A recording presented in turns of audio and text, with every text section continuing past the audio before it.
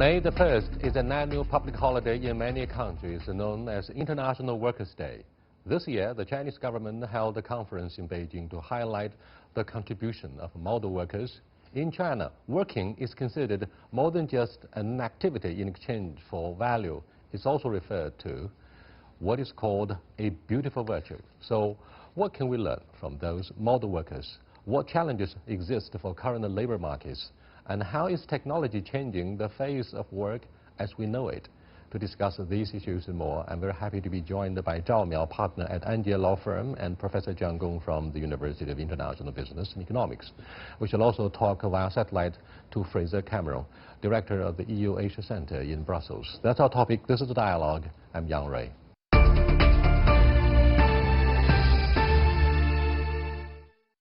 Welcome our discussion here. We see a quiet and yet a profound and comprehensive change from blue-collar workers to white-collar workers. That means the growth of the middle class is more demanding about the protection of the labor rights. Zhao Miao. Well, I might look at the problem from a different angle. To me, this May holiday kind of speech or event is more related to the previously state-owned economy versus now we have the private sector actually booming, and the private sector seems to be more energetic. It has been very much service-oriented other than previously. Very heavy manufacturing business and the workforce working in those sectors. So that's kind of the different perspective. When I now, being an office worker myself, looking at the May holiday, it's no longer labor-intensive. Even it is labor, it's no longer like physical labor intensive, it's like mental labor intensive right now. Yeah. When we look at the issue of International Workers' Day, immediately two ideas crossed my mind. One is diligence that characterizes the attitudes of ordinary Chinese folks, be they in industrial areas or in farming land in the underdeveloped rural areas. The other is labor rights. First of all, let's look at the traditional virtue of being diligent. This is said to be as successful and as important as entrepreneurship in ensuring the economic success over the past 40 years since China decided to open itself up under Deng Xiaoping's leadership. So, Jiang, do you believe diligence still remains a decisive factor in prompting the success of our industry 4.1 in the next stage of our development? Oh, of course. I mean, it's absolutely no doubt about this. Diligence is a virtue, it's a traditional virtue of Chinese society. But is it a universal virtue for workers the world over? I think it should be. I think it should be. But of course, in other societies, I mean, the interpretation of happiness is very different.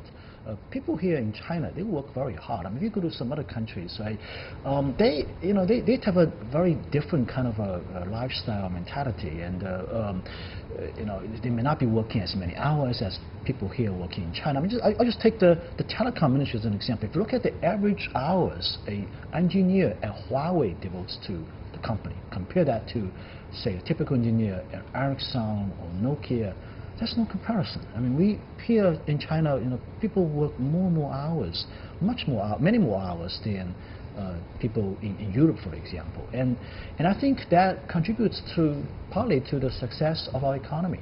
It contributes to the success of our companies. And that's a virtue, it's rooted in history, in my opinion.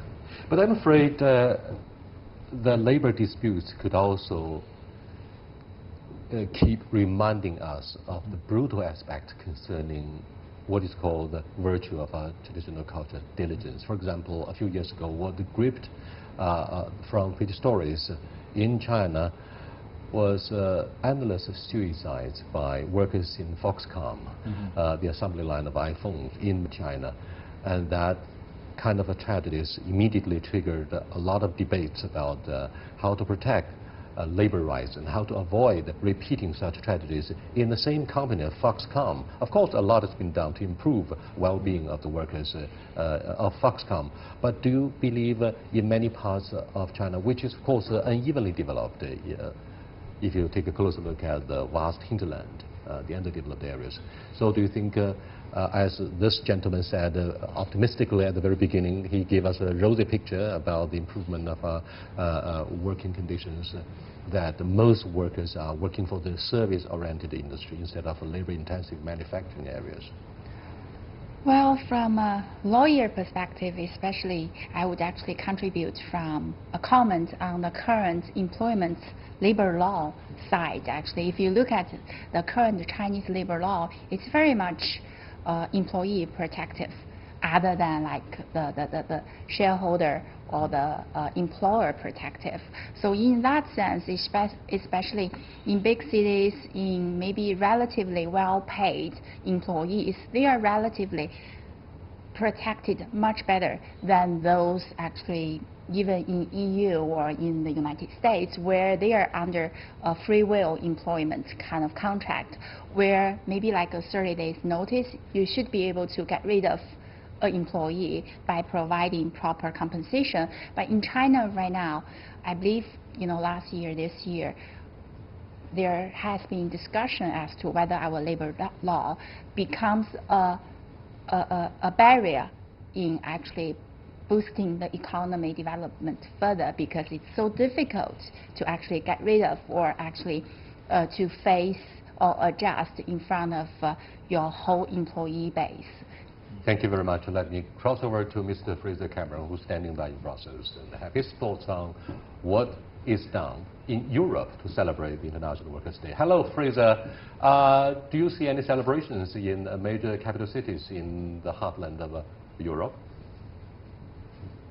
Not many. It used to be a major holiday for workers, but as the industrial landscape has changed, so has the workers' interest in taking part in large demonstrations to celebrate the 1st of May. And I think this reflects the fact that so many of the old jobs in coal mining, steel, industrial manufacturing and so on have disappeared.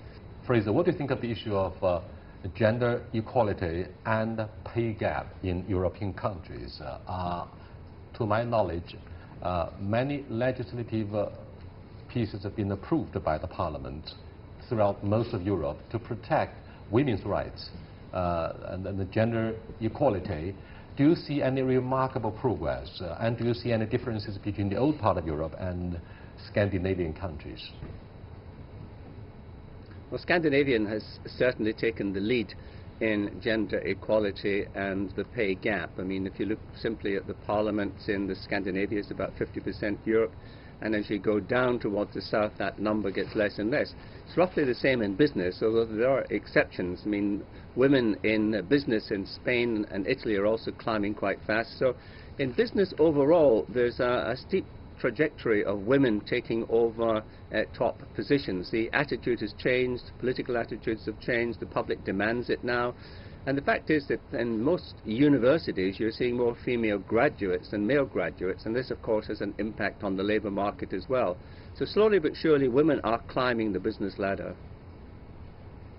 What do you think of the practice of whistleblowing to ensure absolute gender equality? I believe this is being done in the UK, and this is being copied in other parts of continental Europe.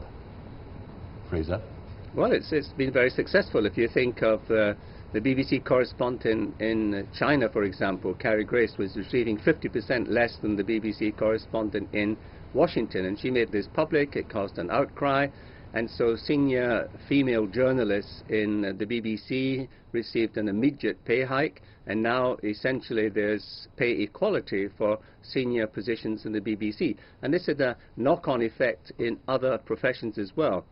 It's very difficult now for any boss to look at the workforce and say a woman should get less for doing exactly the same job as a man. They know that somebody will blow the whistle on that. But Fraser, the pay or gender pay gap is the difference in average wages earned by men and women. It's driven very much by multiple factors, including women switching to part-time work to accommodate the caring responsibilities, men climbing faster, therefore, by taking fewer career breaks, as well as, in some cases, outright discrimination. Do you think this kind of thing still happen?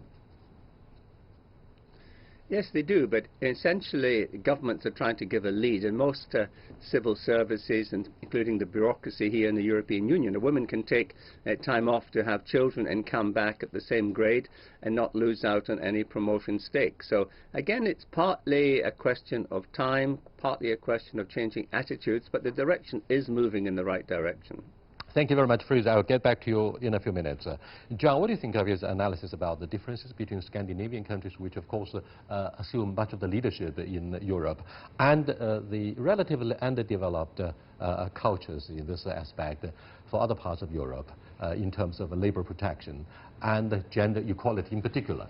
Well, I think he said absolutely right. You know, the rest of Europe is catching up. Scandinavian countries take the lead of respecting women. I mean, look at how many prime ministers in Scandinavian countries are women. You know, they've been taking leadership, and the rest of Europe is catching up. So I think what he said is absolutely right. I hope the same phenomenon will also percolate down to China as well. I think there are still rampant practices that discriminate women in jobs as well as in advertisements for jobs. I think these things have to change, have to comply with the labor law here in China. You are watching Dialogue with Zhao Miao, partner at NG Law Firm, and Professor Jiang Gong from the University of International Business and Economics. We are also talking to Fraser Cameron, director of the EU Asia Center in Brussels. And our discussion is the labor rights as well as the traditional virtue of diligence, whether that guarantees the absolute economic success of China over the past 4 decades. We'll continue to take a second look after we come back. Stay with us, please.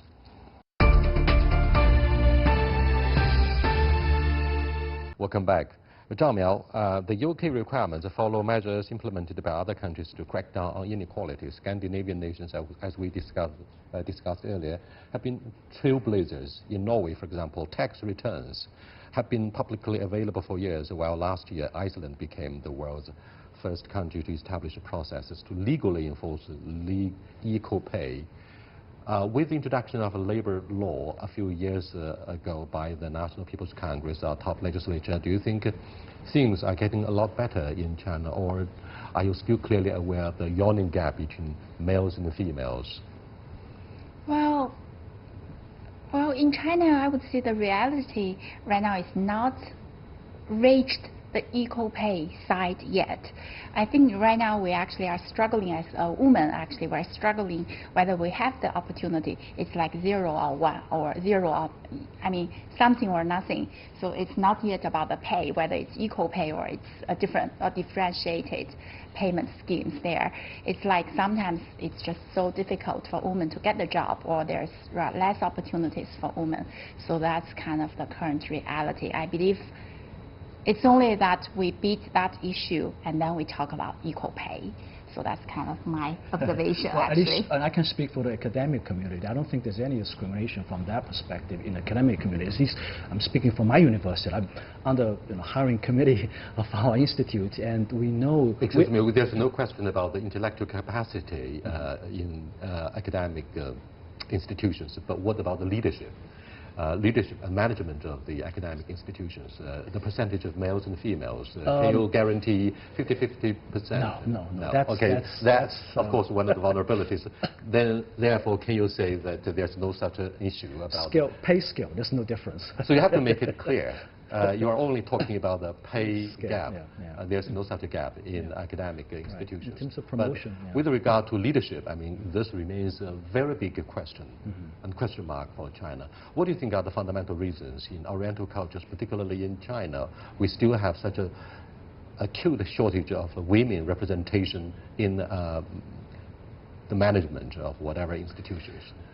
I think we're actually not bad. I mean, relatively speaking, compared to other countries. I mean, we have a history of 60, 70 years of under the Communist Party leadership, which is being very fervent about providing equal opportunities for men and women. I think women in China is probably more equal than men compared to other countries.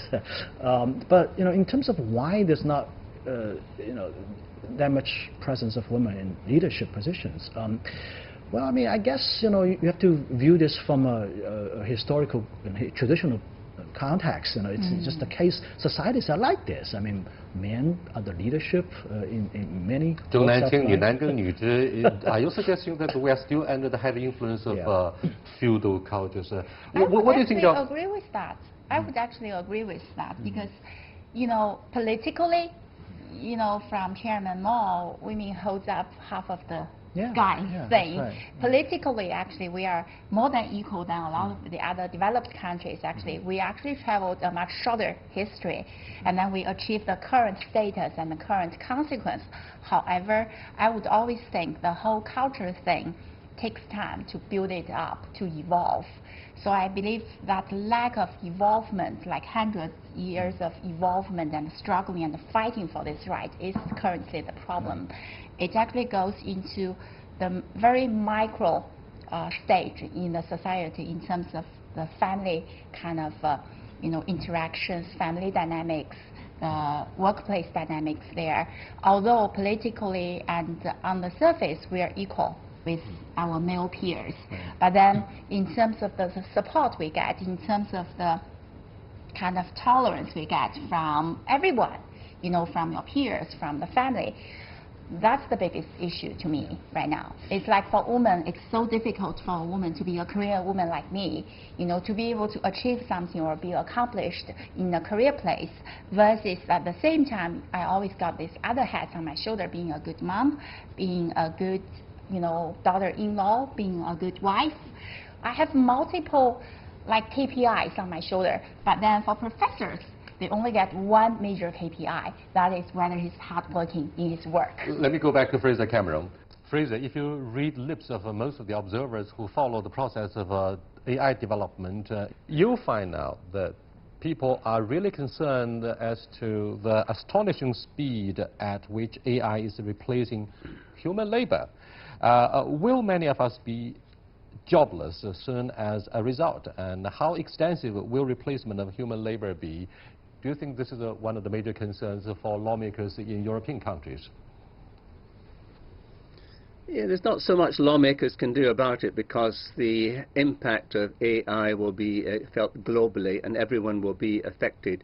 It will have good aspects as well as bad aspects. I mean, the bad aspects are obviously that governments will have to grapple with a sudden rise in unemployment in industries that were very repetitive, or where computers can simply do things better and faster. So you'll see a decline in industries from coal mining to travel agents, from accountants to lawyers, because robots and computers can do this better. But at the same time, you'll see an increase in employment, particularly in the caring profession. You will need more people to work as therapists, for example, nursing assistants, to deal with the demographic problem we are all facing. And this will require greater emphasis on a personal touch and healthcare.